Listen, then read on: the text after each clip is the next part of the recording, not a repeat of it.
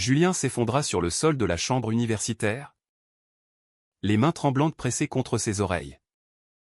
Comme si un cri intérieur venait de le frapper de plein fouet, révélant que les murmures secrets de son colocataire n'étaient pas aussi inaudibles qu'il l'avait cru.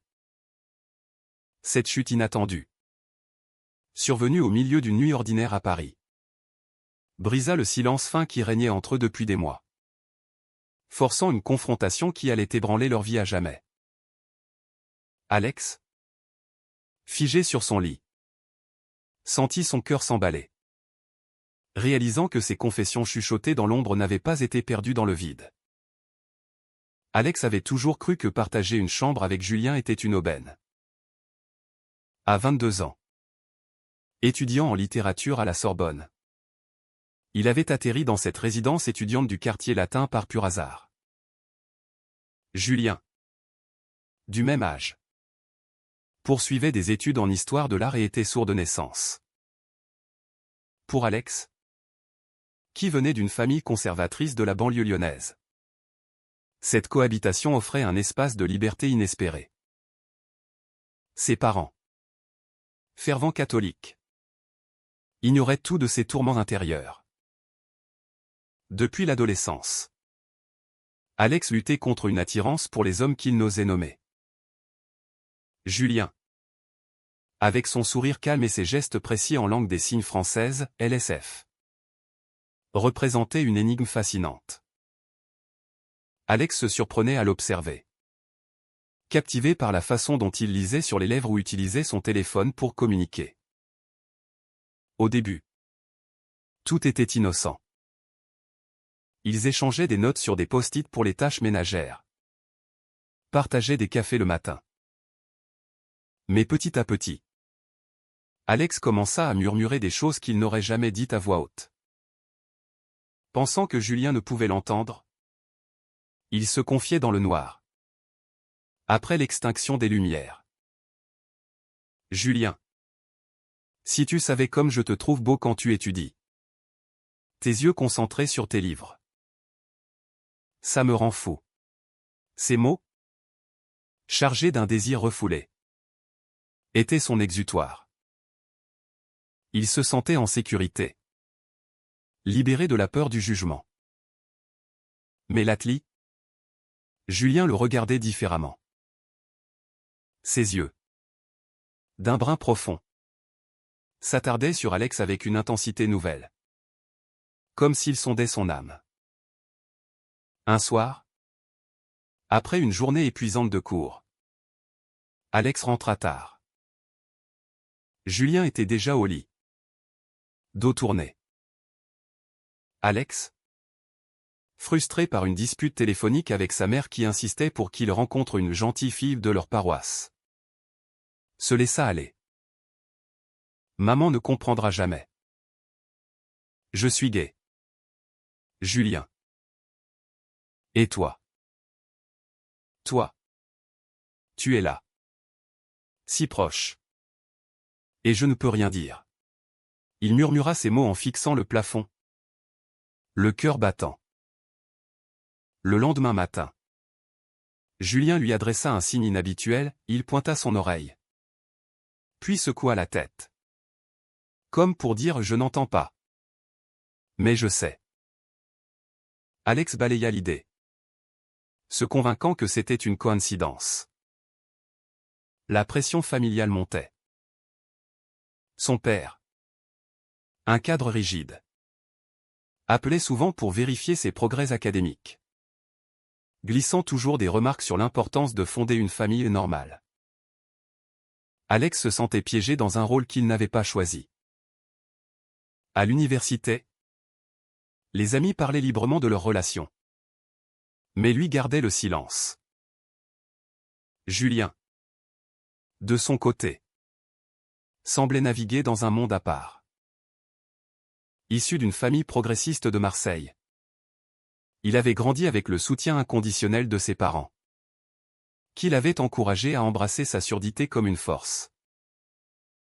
Pourtant, Julien cachait ses propres luttes, l'isolement social, les regards de pitié, les barrières invisibles dans une société auditive. Un après-midi. Lors d'une sortie au Louvre, une idée de Julien pour un projet commun. Alex commit une erreur. Devant un tableau représentant deux amants. Il murmura, « C'est nous. Ça. Si seulement tu pouvais m'entendre. » Julien, qui observait l'œuvre, tourna la tête brusquement. Ses lèvres bougèrent sans son, formant des mots en LSF qu'Alex ne comprit pas entièrement. Plus tard, de retour à la chambre, Julien tapa un message sur son téléphone, « Pourquoi tu parles tout seul la nuit ?» Alex blêmit. Était-ce possible? Julien expliqua qu'il lisait sur les lèvres. Même dans la pénombre. Grâce à une lampe de chevet discrète. Les murmures d'Alex n'avaient pas été si secrets. Cette révélation déclencha une tempête intérieure chez Alex. La honte l'envahit. Il avait trahi la confiance de Julien en utilisant sa surdité comme un bouclier pour ses aveux. « Je suis désolé. » écrivit-il sur un papier. Les mains tremblantes. Julien, au lieu de s'énerver, répondit par un geste doux, il posa sa main sur l'épaule d'Alex, signifiant « c'est ok ». Mais ce contact électrisa Alex, amplifiant son conflit. Était-ce de la pitié? Ou quelque chose de plus? La société française, malgré ses avancées sur les droits LGBT, portait encore des stigmates. Alex imaginait les ragots à l'université, les regards accusateurs. Les jours suivants furent tendus. Alex évitait Julien, prétextant des révisions. Mais l'attirance grandissait, nourrie par la culpabilité. Un soir, lors d'une fête étudiante, Alex but trop et confia à un ami son secret. L'ami, homophobe déguisé, répandit la rumeur. Le lendemain, Julien confronta Alex, « J'ai vu les messages. » C'est vrai? Alex, acculé, admit tout. Julien révéla alors son propre secret, il était gay aussi. Mais avait peur de l'avouer dans un milieu où sa surdité le rendait déjà vulnérable. Leur conversation, mélange de signes et d'écrits, marqua un tournant. Pourtant, la peur d'Alex le poussa à une décision drastique, il appela ses parents pour tout avouer, risquant le rejet.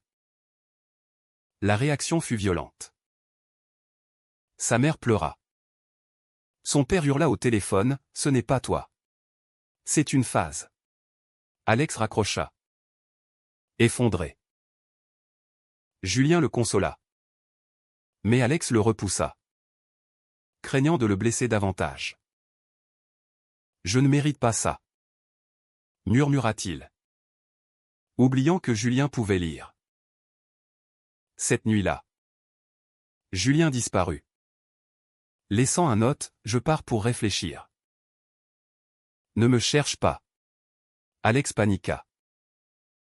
Il erra dans Paris, appelant des amis communs. La culpabilité le rongeait, ses murmures avaient non seulement exposé ses sentiments, mais aussi forcé Julien à affronter ses propres démons. Finalement, il le trouva assis sur un banc au jardin du Luxembourg, sous la pluie. « Pourquoi tu es parti ?» signa Alex maladroitement, ayant appris quelques bases en LSF. Julien répondit, « Parce que tes mots m'ont touché. Mais ta peur me fait mal. » Ils parlèrent des heures, confrontant leur peur. Alex réalisa le prix de son silence passé, l'isolement, la trahison de soi-même. De retour à la chambre, une fragile alliance naquit. Mais les défis persistaient. La famille d'Alex coupa les vivres, l'obligeant à trouver un job. Julien, soutenu par les siens, offrit son aide. Mais Alex refusa. Fier. Leur relation évolua en amitié profonde. teinté d'attirance mutuelle.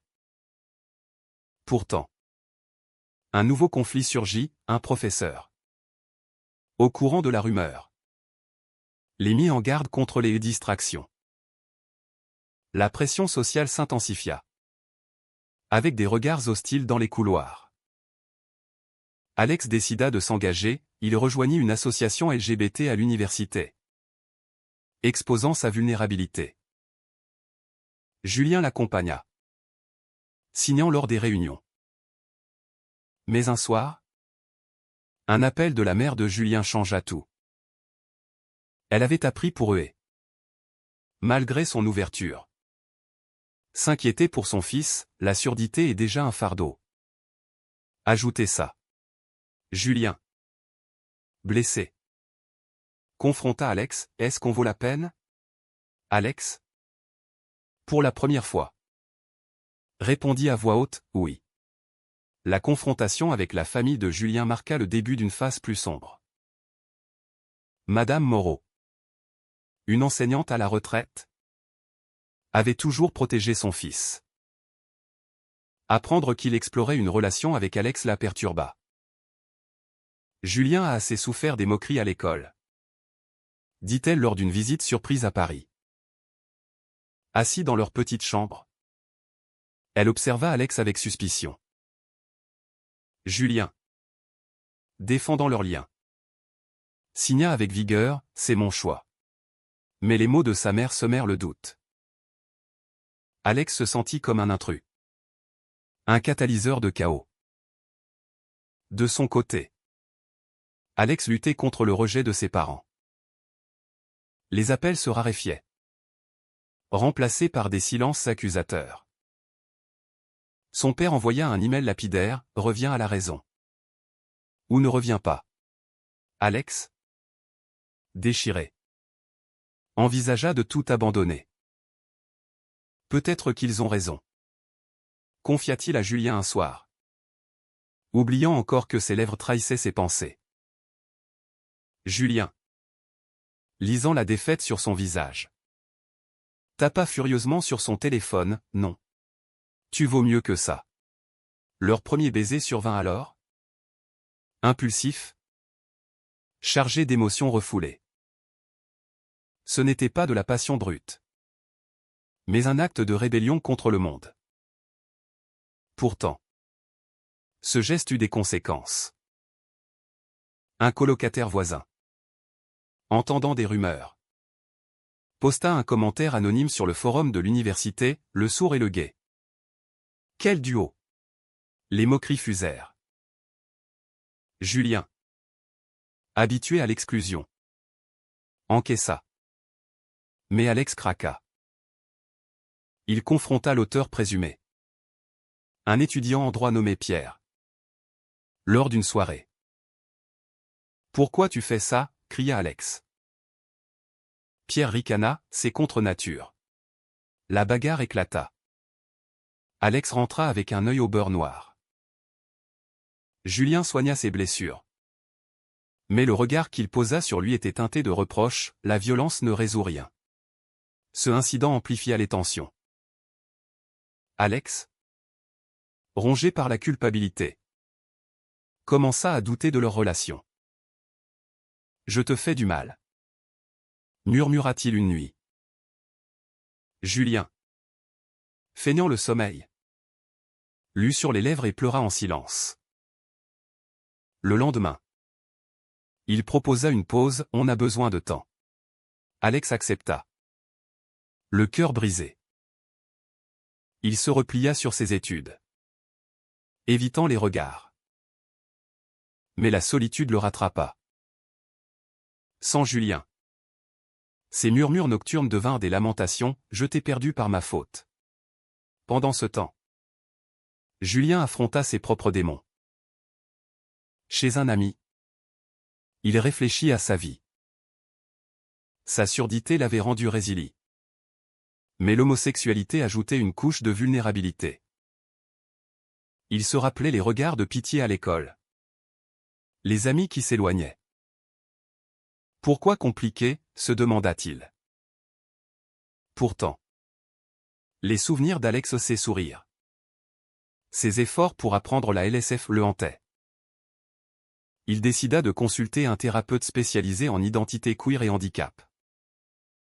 Les sessions révélèrent ses peurs profondes, le rejet social, la dépendance émotionnelle. Alex, de son côté, fit face à une trahison inattendue. Son meilleur ami d'enfance, informé par les rumeurs, l'appela « Je ne peux plus te fréquenter ». Mes parents. Alex raccrocha. Effondré. Cette perte le poussa à une décision radicale, il contacta une association pour jeunes LGBT en détresse. Lors d'une réunion, il partagea son histoire. Les larmes aux yeux. J'ai murmuré mes secrets à quelqu'un qui ne pouvait pas entendre. Et maintenant, tout explose. Les témoignages des autres l'inspirèrent. Il réalisa que son silence initial avait été une forme de trahison envers lui-même. Les semaines passèrent. Julien revint à la chambre. Les traits tirés. « Je suis prêt. » signa-t-il. Alex, surpris, répondit « Moi aussi. » Ils reprirent doucement, construisant sur la franchise. Mais un nouveau défi surgit, un projet universitaire commun les força à collaborer étroitement. Lors d'une présentation, un étudiant posa une question piège, votre perspective sur l'art queer est-elle influencée par votre situation? Julien, lisant sur les lèvres, répondit avec dignité en LSF. Traduit par un interprète, ma surdité et mon orientation ne définissent pas mon art, mais enrichissent ma vue. Alex admira sa force. Mais intérieurement, il bouillonnait. La pression culmina lors d'un dîner familial chez les Moreau. Invité par Julien, Alex affronta le regard scrutateur de la mère. « Êtes-vous sûr de ce que vous faites » demanda-t-elle. Alex, tremblant, répondit « Oui. Madame. » Julien mérite quelqu'un qu'il aime sans peur. Madame Moreau, touchée, adoucit son ton. Mais sur le chemin du retour, Julien avoua, ma mère a raison. C'est dur. Alex sentit une fissure. Une nuit. Alex murmura encore, si je pouvais tout recommencer. Je dirais tout à voix haute dès le début. Julien, éveillé, se tourna, je t'ai entendu depuis le premier jour. La révélation complète tomba, Julien portait un implant cochléaire discret. Activé la nuit pour capter les sons faibles. Il avait choisi de ne rien dire pour ne pas effrayer Alex. Cette omission, destinée à protéger, se révéla une trahison. Pourquoi ? Cria Alex. Julien signa, parce que tes mots m'ont donné de l'espoir. La dispute éclata. Alex accusa Julien de manipulation. Julien répliqua que c'était de la compassion. Ils se séparèrent en colère. Alex claquant la porte. Dehors, sous les lumières de Paris, il erra, questionnant ses choix. Avait-il tout sacrifié pour rien? Le prix était élevé, perte d'amis, rupture familiale, blessures émotionnelles. Les jours suivants furent un tourbillon de regrets. Alex logea chez un ami, évitant la chambre.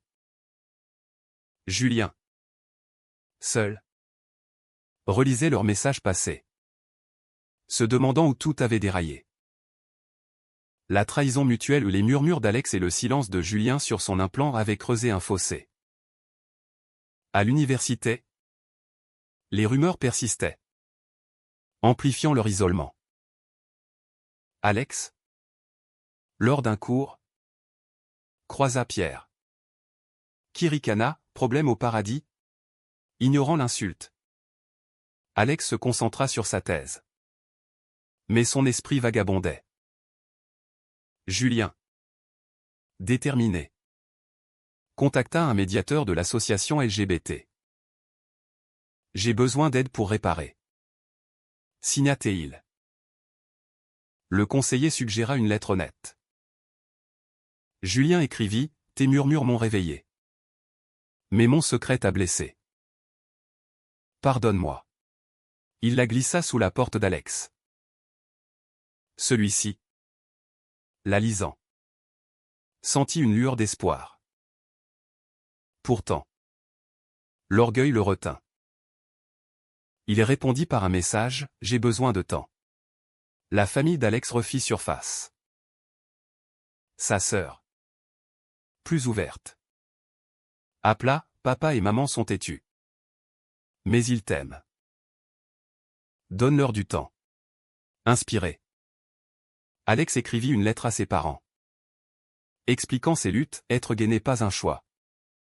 C'est moi. L'envoi fut un acte de courage. Mais l'attente anxieuse. Pendant ce temps, Julien affronta sa mère, « Ton inquiétude me blesse. Soutiens-moi. » Elle s'excusa, promettant d'essayer. Un événement inattendu les réunit, une manifestation pour les droits des personnes handicapées et LGBT à Paris. Julien y participa, signant des slogans. Alex, informé par un ami, s'y rendit. Voyant Julien dans la foule, il s'approcha. « Je suis là. » signa Théil maladroitement. Julien sourit, les larmes aux yeux. Ils marchèrent ensemble. Un geste symbolique de solidarité. Mais la réalité rattrapa, un contre-manifestant cria des insultes, rappelant les dangers. De retour, ils parlèrent enfin à cœur ouvert. Alex admit, mes murmures étaient lâches. J'aurais dû te dire en face. Julien répondit, et moi? J'aurais dû avouer pour l'implant. On a tous les deux peur du rejet. Cette franchise scella une réconciliation fragile. Ils décidèrent de cohabiter en amis, reconstruisant lentement. Pourtant, l'attirance persistait, compliquant tout. Un nouveau conflit émergea, Alex reçut une offre de stage à Lyon, près de sa famille. Accepter signifiait s'éloigner de Julien. Mais refuser sacrifiait sa carrière. C'est une opportunité, dit-il. Julien, blessé, signa, vas-y. Si c'est ce que tu veux. Alex, déchiré, pesa le pour et le contre. Partir était une fuite. Rester une confrontation quotidienne. Il choisit de rester. Mais à un prix, il confronta son père lors d'une visite.